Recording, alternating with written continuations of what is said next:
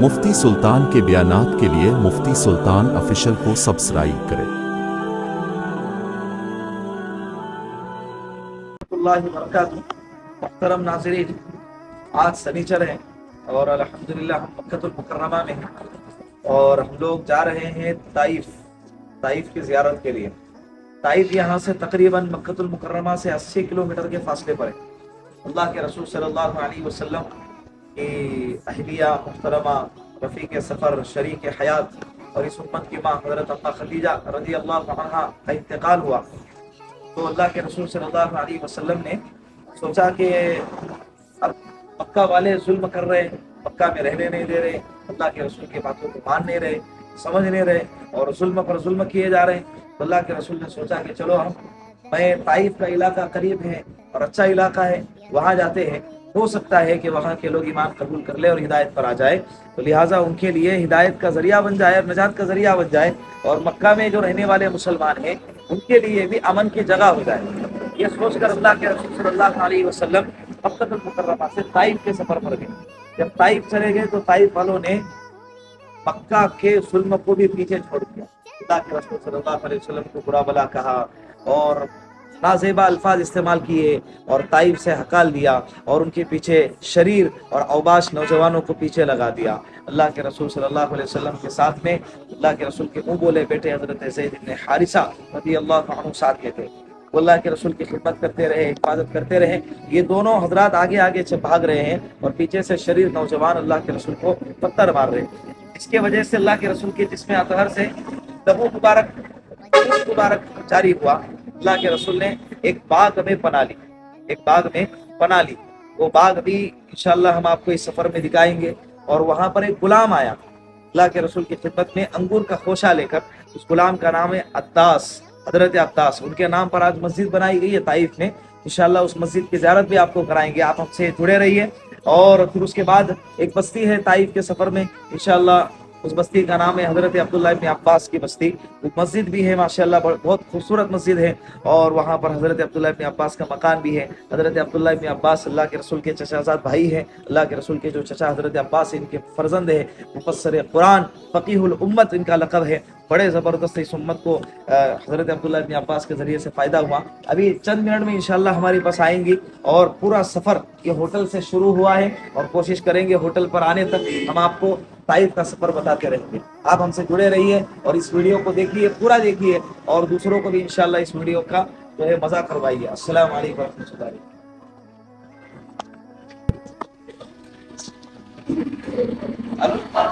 ماشاءاللہ، السلام علیکم۔ دیکھو جس گاڑی کا انتظار تھا وہ گاڑی آ گئی، الحمدللہ۔ السلام علیکم، آپ کا نام؟ محمد الیاس جی۔ ابھی ایجنسی ہے نا، وہاں پہ مسجد عبداللہ بن عباس رہیں گے انشاءاللہ۔ اچھا، آپ وغیرہ کریں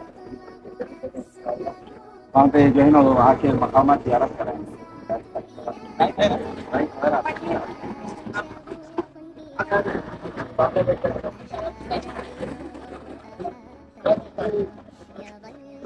آ جائیں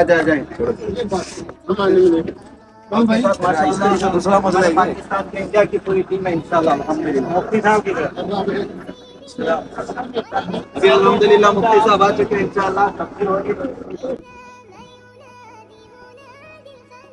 محترم حجاج کرام، سفر ہمارا شروع ہو رہا ہے۔ اجتماعی اعتبار سے سفر کی دعائیں پڑھ لیں۔ بسم اللہ توکلت علی اللہ، بسم اللہ توکلت علی اللہ، لا حول ولا قوة الا باللہ، لا حول ولا قوة الا باللہ، سبحان الذی سبحان الذی سخر لنا سخر لنا هذا هذا وما كنا وما كنا له مقرنین له مقرنین وإنا وإنا إلى ربنا إلى ربنا لمنقلبون، لمنقلبون، سبحان اللہ، سبحان اللہ، سبحان اللہ، سبحان اللہ، الحمد للہ، الحمد للہ، الحمد للہ، الحمد للہ، اللہ اکبر، اللہ اکبر، اللہ اکبر۔ اللہ اکبر۔ اللہ رب العزت کا بے انتہا احسان اور کرم ہے کہ اللہ رب العزت نے اپنے گھر کے دیدار کے لیے ہمارے نبی کے پیدائشی وطن کے لیے چن لیا، قبول فرمایا۔ जैसे गुनहगार इस लायक तो नहीं थे, ये अल्लाह का करम रहा कि हम इस लायक बन गए, अल्लाह ने हमको बुला लिया। करोड़ों अरबों बंदे अल्लाह के ऐसे हैं जो आज भी तरसते हैं, सिसक रहे हैं, तमन्नाएं दिलों में लिए बैठे हैं कि वो कब मक्कतुल मुकर्रमा की ज़ियारत करें, लेकिन उनको ये मौका नसीब नहीं हो रहा है। अल्लाह तेरा शुक्र अदा करते हैं कि तूने हम जैसे नाकारा को ये मौका अता फरमाया। दूसरी बात यह है कि हम मक्कतुल मुकर्रमा से अब जा रहे हैं ताइफ। मक्का की ज़ियारतें मक्कतुल मुकर्रमा में रहते हुए बहुत ज़्यादा है, लेकिन ये ताइफ की ज़ियारत मक्का में रहते हुए ये दूर की ज़ियारत है। ताइफ वो इलाका है कि अल्लाह के रसूल सल्लल्लाहु अलैहि वसल्लम सन नबवी 9 या सन नबवी 10, रिवायतों में दोनों तारीख आती है। सन नबवी 9 या सन नबवी 10 में अल्लाह के रसूल सल्लल्लाहु अलैहि वसल्लम ने मक्कतुल मुकर्रमा से सफ़र कर कर ताइफ चले गए पैदल। किस कैफियत में गए, किस हालत में गए और उनके साथ क्या हुआ, ये जानना हमारे लिए बेइंतहा ज़रूरी है। इसलिए कि अगर ये जानेंगे तब जाकर हमको इस सफ़र का मज़ा आएगा, इस सफ़र का एहसास होगा कि हम किस सफ़र पर निकले। अल्लाह के रसूल सल्लल्लाहु अलैहि वसल्लम और सहाबा इकराम मदीना मक्कतुल मुकर्रमा में जब रहते थे तो मक्का वाले अल्लाह के रसूल पर और सहाबा इकराम पर, ईमान वालों पर जुल्म के पहाड़ तोड़ा करते थे। कभी कचरा डाला जा रहा है, कभी जानवर की ओझड़ी अल्लाह के रसूल के गर्दन मुबारक पर डाली जा रही है, और नौजवानों को अल्लाह के रसूल के पीछे लगाया जा रहा है। कभी तालियां पीटी जा रही हैं, कभी गालियां दी जा रही हैं, कभी साहिर कहा जा रहा है, कभी मजनू कहा जा रहा है। कुरान करीम में ये सारे अल्फाज नकल किए गए। तो लिहाजा मक्का वालों ने कोई हद बाकी न रही जुल्म करने की। अल्लाह के रसूल सल्लल्लाहु अलैहि वसल्लम के साहबजादियाँ रोती थी और बर्दाश्त न करते हुए ज़बान से बद्दुआई कलिमात जब निकालती थी, अल्लाह के रसूल फरमाते थे कि ऐसा न करो, इसलिए कि आपके बाप की हिफाजत तो अल्लाह करेगा, और एक वक्त ज़रूर ऐसा आएगा कि हर कच्चे पक्के मकान में तेरे बाप का लाया हुआ दीन अल्लाह ज़रूर पहुँचा कर रहेगा। तो लिहाजा सन नबवी 9 में जब अल्लाह के रसूल सल्लल्लाहु अलैहि वसल्लम के शरीक हयात, रफ़ीक सफ़र, गमगुसार, सुम्मत की माँ अम्मा खदीजतुल कुबरा रज़ी अल्लाहु अन्हा का जब इंतकाल हुआ, अल्लाह के रसूल सल्लल्लाहु अलैहि वसल्लम पूरी तरह टूट गए। उसके बाद अल्लाह के रसूल ने ये सोचा कि मक्का वाले तो सुनने रहे, समझने रहे और हमें यहाँ रहने की इजाज़त नहीं दे रहे, तो लिहाजा ताइफ का इलाका यहाँ से करीब है। यहाँ से करीब का मतलब यह है कि मदीनतुल मुनव्वरा के मुकाबले में ताइफ का इलाका करीब है। ताइफ किताबों में मील के एतबार से लिखा है 40 मील के फासले पर है। 40 मील, एक मील तकरीबन 1.5 पौने 2 किलोमीटर का होता है। अभी हमारे ड्राइवर भाई साहब फरमा रहे थे कि यहाँ से ताइफ 140 किलोमीटर है। इनसे जब पूछा मैंने अभी 140 किलोमीटर का फासला बताया, मुझे ये अंदाजा हुआ कि मील के एतबार से अगर देखा जाए तो तकरीबन 60 से 70 किलोमीटर होना चाहिए था, लेकिन ये जो रोड के बनने की जो हैयत हुई है, नीचे से ऊपर फिर यू टर्न, फिर आगे से जो रास्ता 2 किलोमीटर का था, ये रोड के बनाने के तरस की वजह से वो रास्ता 3 से 4-5 किलोमीटर तक चला गया। इस एतबार से ताइफ 140 किलोमीटर हो गया। अल्लाह के रसूल सल्लल्लाहु अलैहि वसल्लम और साथ में हजरत ज़ैद इब्न हारिसा, अल्लाह के रसूल के मुंह बोले बेटे, पहले गुलाम थे। हजरत खदीजतुल कुबरा रज़ी अल्लाहु अन्हा ने हजरत ज़ैद इब्न हारिसा को खरीद कर अल्लाह के रसूल को हदिया अता फरमाई। अल्लाह के रसूल ने उनको आज़ाद किया और उनको अपना मुंह बोला बेटा बना दिया। तो ये ताइफ के सफ़र में अल्लाह के रसूल के साथ में रहे। अल्लाह के रसूल 10 दिन तक ताइफ में रहे। हम जिस इलाके में अब जा रहे हैं उस इलाके में अल्लाह के रसूल 10 दिन तक वहाँ पर क़याम फरमाया। हर आम और ख़ास से मुलाकात की, समझाया। कभी आवाम से जाकर मुलाकात करते, कभी बाजार में जाकर मुलाकात करते, कभी खवास में जाकर मुलाकात करते अल्लाह के रसूल सल्लल्लाहु अलैहि वसल्लम कि भाई आवाम नहीं समझे, खवास समझेंगे। खवास यानी कौम के लीडर। असल में मक्कतुल मुकर्रमा में बहुत सारे कबाइल आबाद थे, उसमें से सबसे मशहूर और मजबूत कबीला कबीले कुरैश है। उस कबीले कुरैश से ताल्लुक रखने वाला एक कबीला कबीले बनु सकीफ, ये ताइफ में आबाद थे। और कबीले बनु सकीफ के 3 भाई थे जो उस कबीले के सरदार बने हुए थे। अब्द यालेल, मसऊद और हबीब, ये 3 नाम किताबों में मिलते हैं। ये 3 ताइफ के सरदार थे, 3 भाई। अल्लाह के रसूल सल्लल्लाहु अलैहि वसल्लम आवाम और खवास से मुलाकात करने के बाद मायूस होकर इन 3 भाइयों के पास चले गए, सरदार से मुलाकात करने के लिए चले गए। तो जब देखा कि सरदार سننے کے بجائے اللہ کے رسول صلی اللہ علیہ وسلم کو برا بلا کہنے لگے۔ ایک کہنے لگا کہ اگر آپ نبی ہیں تو اللہ رب العزت کو آپ کے علاوہ کوئی دوسرا شخص ملا نہیں جس کو نبی بنا تھا۔ کوئی کہنے لگا کہ اللہ رب العزت نے تمہیں نبی بنا کر کعبۃ اللہ کو تو ذلیل کر دیا، نعوذ باللہ۔ تیسرا کہنے لگا کہ اگر آپ واقعتاً سچے نبی ہیں تو نبی سے بحث کرنا مناسب نہیں، اس لیے میں تم سے بات نہیں کرتا، اور اگر تم جھوٹے نبی ہیں تو میری شان نہیں کہ میں جھوٹوں سے بات کروں۔ تینوں نے اس طرح سے جواب دیا اور اللہ کے رسول صلی اللہ علیہ وسلم کو بھگا دیا۔ بالآخر کتابوں میں لکھا ہے کہ اللہ کے رسول صلی اللہ علیہ وسلم اور حضرت زید بن حارثہ رضی اللہ عنہ کے پیچھے طائف کے نوجوان شریر بدماشوں کو لگا دیا کہ ان کو ستائیں، ان کو پریشان کریں۔ تو گلی کے دونوں طرف سے لوگ لائن سے ہاتھوں میں پتھر لے کر کھڑے رہتے اور اللہ کے رسول صلی اللہ علیہ وسلم کے جسم اطہر پر برساتے۔ کوئی گالی دیتا، کوئی تھوکتا، کوئی مٹی اڑاتا اور اللہ کے رسول صلی اللہ علیہ وسلم کا مذاق اڑاتا۔ اللہ کے رسول صلی اللہ علیہ وسلم جب نیچے گرتے تو بغل میں ہاتھ ڈال کر اللہ کے رسول صلی اللہ علیہ وسلم کو پھر کھڑا کرتے اور پھر پیچھے سے پتھر مارتے۔ سر سے لے کر پیر تک پورا جسم اطہر خون سے لہو لہان ہو چکا تھا، یہاں تک کہ وہ خون بہتے بہتے جوتی مبارک میں چلا گیا اور جوتی اللہ کے رسول صلی اللہ علیہ وسلم کے تلوے مبارک سے چپک گئی۔ اپنے واقعے کو آگے بڑھاتے ہیں۔ عتبہ اور شیبہ نے اپنے غلام عطاس کو بلایا اور کہا کہ یہ انگور کا خوشہ ہے اور سامنے جو انسان نظر آ رہا ہے انہیں اپنے ہمارے رشتہ داری کا واسطہ دینا اور کہنا کہ تمہیں ہماری رشتہ داری کا واسطہ اس انگور کو رد نہ کرنا، اس کو کھا لینا۔ عطاس یہ عیسائی مذہب سے تعلق رکھنے والے غلام تھے۔ عطاس، یہ حضرت عطاس بعد میں ایمان بھی لائے۔ ان کے نام پر ہم اس علاقے میں اب جا رہے ہیں، ان کے نام پر ایک مسجد بنی ہوئی ہے، انشاءاللہ ہم اس مسجد کا دیدار بھی کریں گے۔ تو لہذا حضرت عطاس اللہ کے رسول صلی اللہ علیہ وسلم کی خدمت میں آئے اور فرمایا کہ آپ کو عتبہ اور شیبہ نے دیا ہے اور اپنے رشتہ داری کا خون کا واسطہ دیا ہے کہ اسے انکار نہ کرنا، اسے کھا لینا۔ اللہ کے رسول صلی اللہ علیہ وسلم نے جیسے ہی انگور اٹھایا اور پڑھا بسم اللہ الرحمن الرحیم، تو عطاس کہنے لگا کہ یہ جو کلام آپ نے پڑھا ہے اس علاقے میں تو یہ کلام کوئی پڑھتا نہیں ہے۔ اللہ کے رسول صلی اللہ علیہ وسلم نے فرمایا کہ تم کون سے علاقے سے ہو؟ حضرت عطاس کہنے لگے کہ میں نینوا کا رہنے والا ہوں۔ نینوا۔ اللہ کے رسول نے فرمایا اچھا نینوا میرے بھائی یونس علیہ السلام کا علاقہ ہے۔ جیسے حضرت یونس علیہ السلام کا نام سنا، حضرت عطاس جانتے تھے حضرت یونس علیہ السلام کو، تو فوراً کہنے لگے کہ کیا آپ نبی ہیں؟ اللہ کے رسول صلی اللہ علیہ وسلم نے فرمایا کہ جی میں نبی ہوں، محمد رسول اللہ صلی اللہ علیہ وسلم۔ عطاس فوراً مسلمان ہو گئے، بلایا۔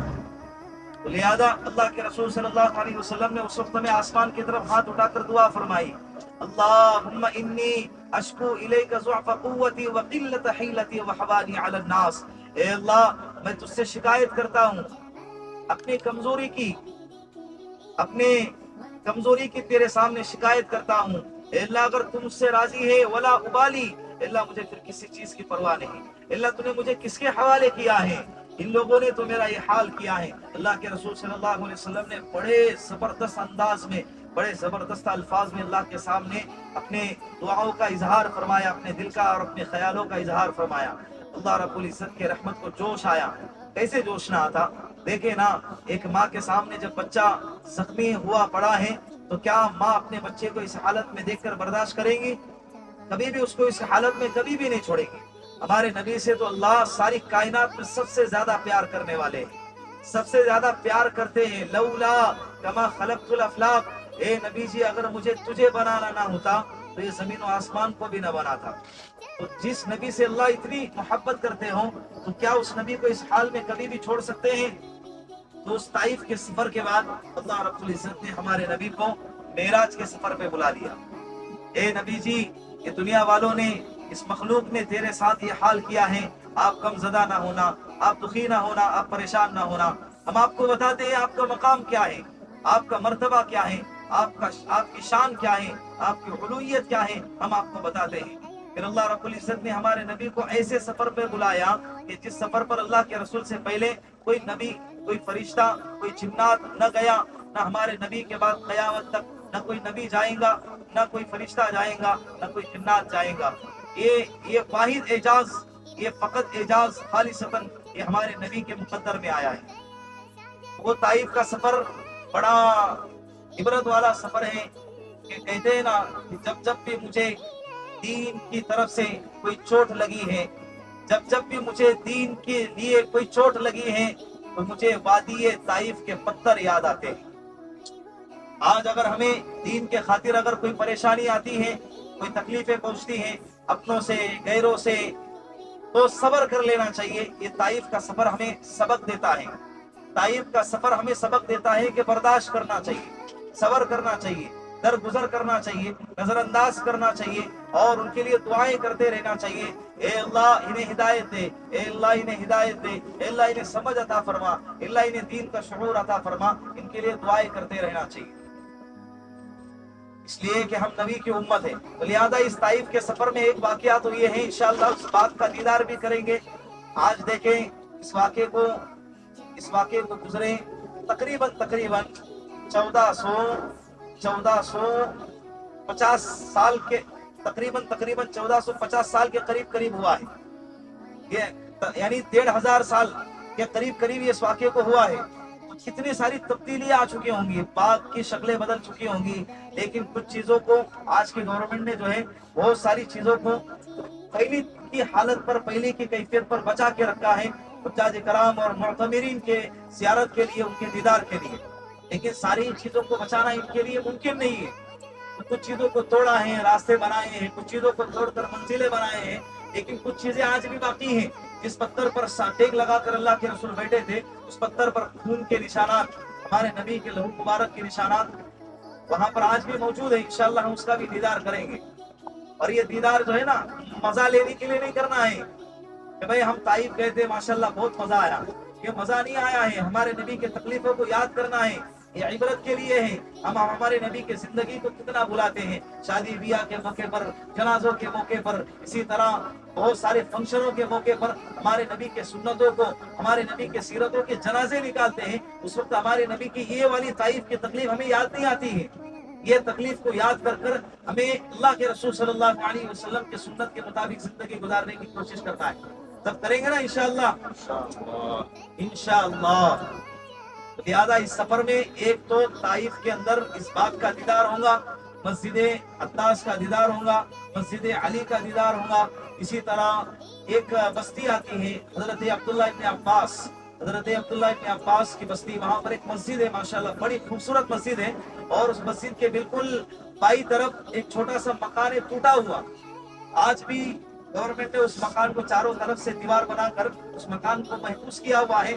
آج بھلے وہ پوسیدہ ہو چکا ہے، پرانا ہے، 1500 سال مٹی کا بنا ہوا مکان ہے، لیکن انشاءاللہ اس کو محفوظ کیا ہوا ہے، انشاءاللہ اس کا بھی دیدار کریں گے۔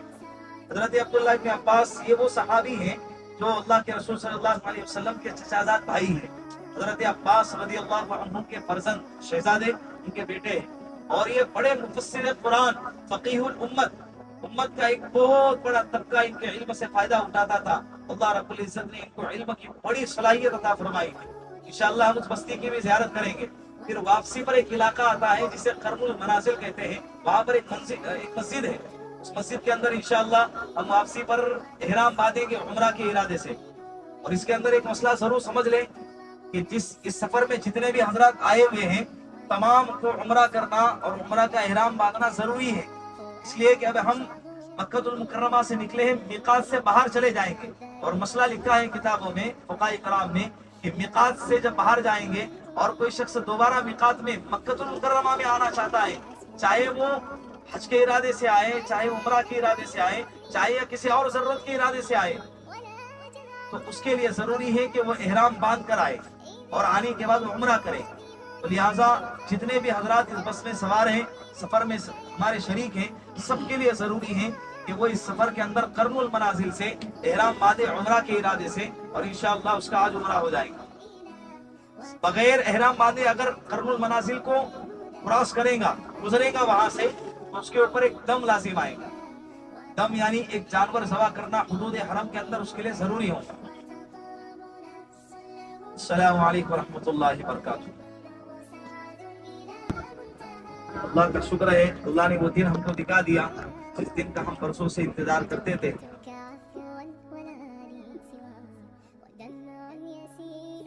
بنا کی وادیاں ہیں، لاکھوں کا مجمع، پھٹا مارتا ہوا انسانوں کا سمندر انشاءاللہ آج سے 10-12 دن کے بعد یہاں نظر آئے گا.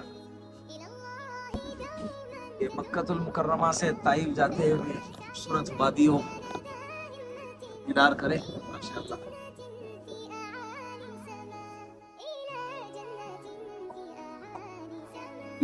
یہ وہ وادیاں ہیں جن وادیوں نے ہمارے نبی کا دیدار کیا ہوا ہے.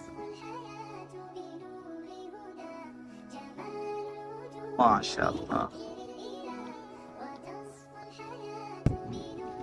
جی السلام علیکم رحمۃ اللہ وبرکاتہ. ماشاءاللہ دیکھیے جی ہم پہنچ گئے مسجد عبداللہ ابن عباس، بستی عبداللہ ابن عباس. بڑا سا گیٹ نظر آ رہا ہوگا آپ کو سامنے، باب عبداللہ ابن عباس.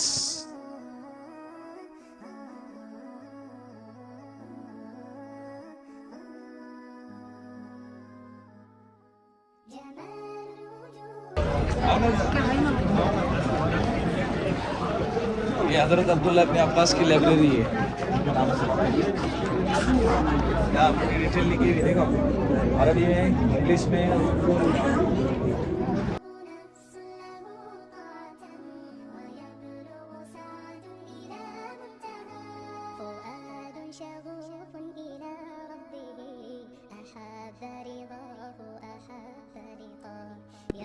حضرت عبداللہ ابن عباس رئیس المفسرین حضرت عبداللہ ابن عباس رضی اللہ عنہ کا مکان ہے. یہ بڑا سا مکان یہاں کا سب سے بڑا مفسر اللہ کے رسول کے اجازت بھائی حضرت عباس کا مکان. دیکھیں ہم آج اونچے اونچے بنگلوں پر گھمنڈ کرتے ہیں، اصل زندگی تو ان کی تھی، کامیاب ہو کر چلے گئے. اللہ ان کی مغفرت، اللہ ان کو جزائے خیر عطا.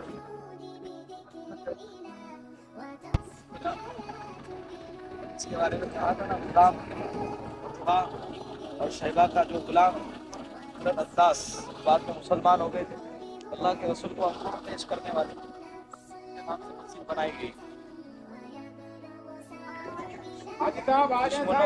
یہ غلام نے ہمارے نبی کے ہاتھ میں کلمہ پڑھا، اللہ نے اس کے نام کو 1400 سال بعد بھی باقی رکھا.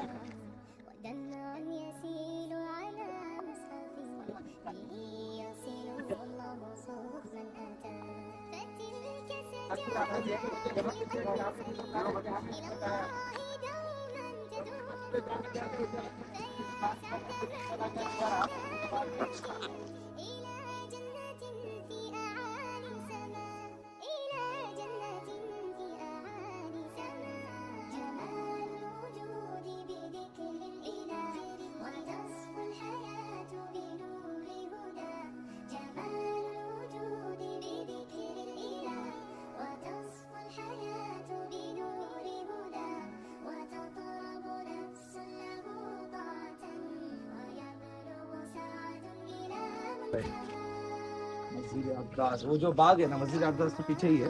یہ جو باغ ہے نا جس باغ میں اللہ کے رسول ٹھہرے تھے، ہاں جس باغ میں اللہ کے رسول ٹھہرے تھے، باغ اور مسجد.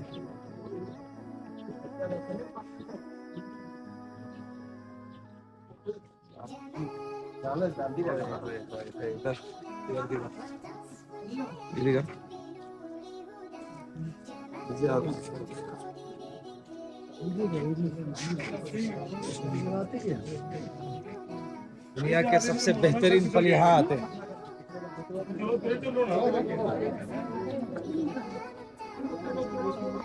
ماشاءاللہ کیا منظر ہے نا، بہترین.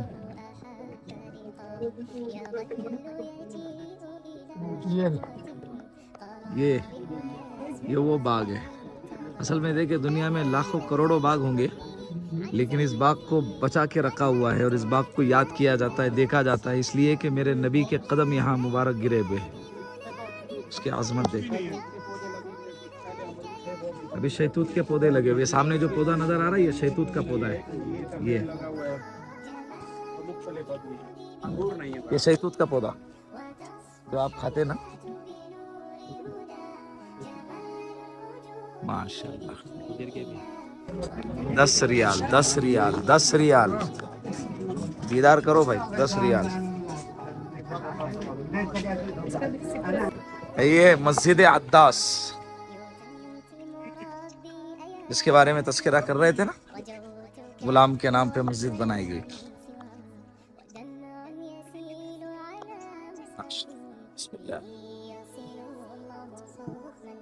छोटी सी है, बहुत प्यारी है।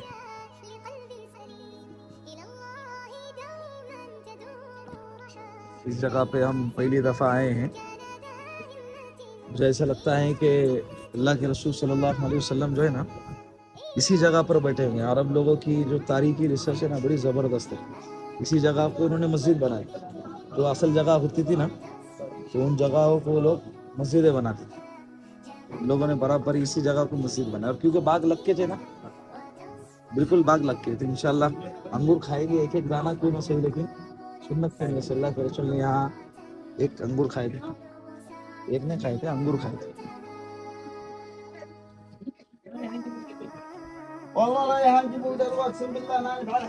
कौन सा लेना, कौन सा?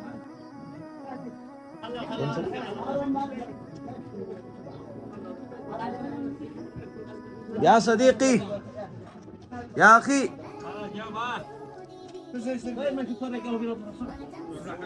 जाना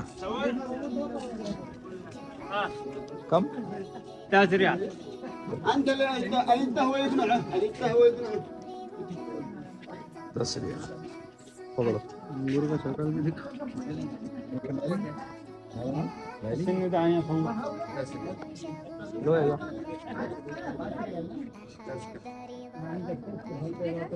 सबको एक एक खिला अपनी गाड़ी में, 15 लोग हैं। चलो बस एक एक खड़े, सुन्नत क्यों नहीं अच्छा। नवाज भाई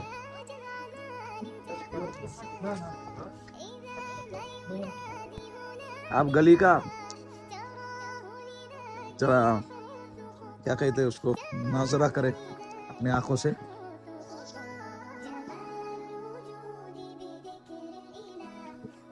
गली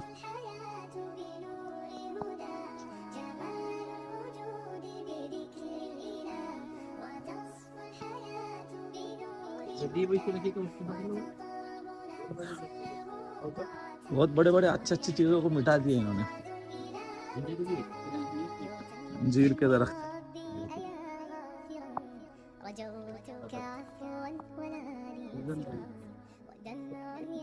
माशाल्लाह। चल आ जाओ।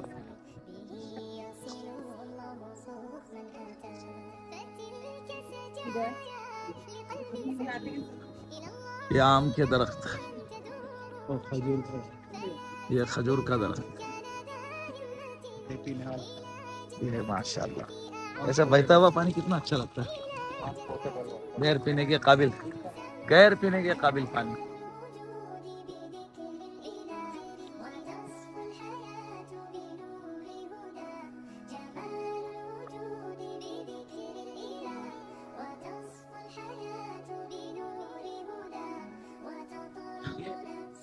नहीं नहीं वो अपना आने वाला आइटम। पत्थर नजर आ रहे हैं, जो टुकड़ोनी पत्थर नीचे दीवार में देखिए, आगे वाली का दीवार है, सामने वाली वो आगे की तरफ, उसमें हल्का सा सुरमई कलर की जगह नजर आ रही है। इसके बारे में कहा जाता है वल्लाहु आलम, क्या टेक लगा कर बैठे थे। रुक जाना थोड़ा, नहीं आया से मैं दो दिन के पीछे दीवार में एक बड़ा पत्थर है, ये दीवार बाद में बनाई गई होती है, वो दीवार के अंदर आ गया, इसकी कोनी एक पत्थर बना हुआ है, हल्के निशान नजर आ रहे हैं। जाओ तो कभी ताइफ के पहाड़ों से पूछो कि यहाँ कैसे पत्थर पड़े थे और कैसे खून बहा था और कैसे उसकी दुखी फरियाद ने अल्लाह के अर्श को हिलाया था। अल्लाहुम्मा अश्कु इलैका ज़ौफ़ क़ुव्वती वक़ील। अस्सलाम वालेकुम रहमतुल्लाहि व बरकातहू। देखें तो हज़रात ताइफ, इसे زیارت کے لیے آتے ہیں واپسی پر یہ ان کو میقات لگتی ہے طائف سے آنے والوں کے لیے. اس کا نام ہے میقات قرن المنازل. السید الکبیر السید الصغیر یہ کہتے ہیں اس کو. یہ قرن المنازل. یہاں پر آ کر احرام باندھا جاتا ہے, پھر اس کے بعد 2 رکعت پڑھی جاتی ہے, پھر یہاں سے سیدھا حرم. اور ایک مسئلہ ہے بہت سارے لوگوں کو معلوم نہیں ہے, طائف کی زیارت کرنے کے لیے آتے ہیں لیکن طائف کی زیارت کرنے کے بعد احرام نہیں باندھتے اور ایسے ہی ہوٹلوں پہ چلے جاتے ہیں. بالکل غلط ہے. احرام میقات سے گزرنے کے بعد احرام باندھنا ضروری ہے. اگر بغیر احرام باندھے اگر میقات سے گزر گئے تو اس پر دم لازم ہوگا اور اس کو دوبارہ میقات کے باہر آ کے احرام باندھ کر اس کو دوبارہ عمرہ کرنا پڑے گا. یہ قرن المنازل.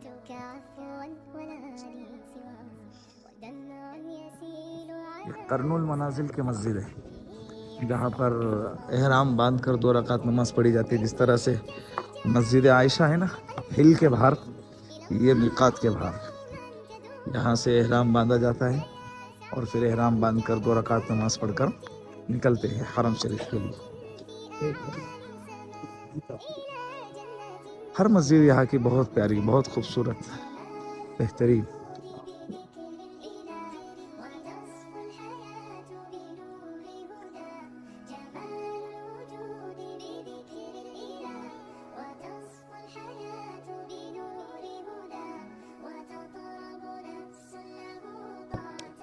السلام علیکم ورحمۃ اللہ وبرکاتہ. مسجد الحرام میں روزے داروں کے لیے افطاری کا انتظام ہے. اس طرح کی پاکٹیں دی جاتی ہیں ماشاءاللہ. دیکھیے کیا کیا چیزیں اندر. جوس دی جاتا ہے فروٹی کے جیسے, اپنے یہاں جیسے فروٹی چلتا ہے اس کا نام بھی فروٹی ہی ہے. یہ کیا ہے؟ کیک. یہ بسکٹ ہے چاکلیٹ والا. یہ پانی ہے, کون سا پانی ہے؟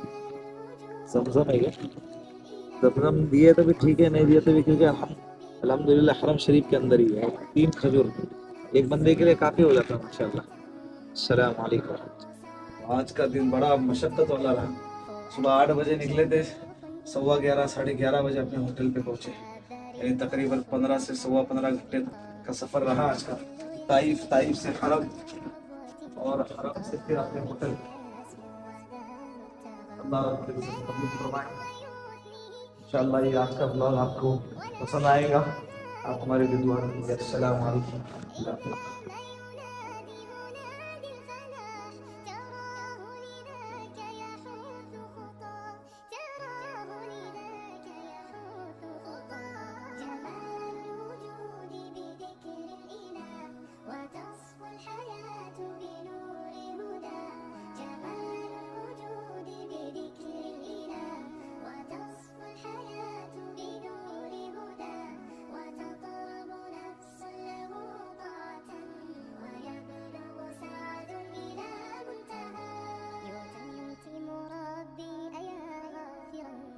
رجوتك عفوا ولا لي سواك.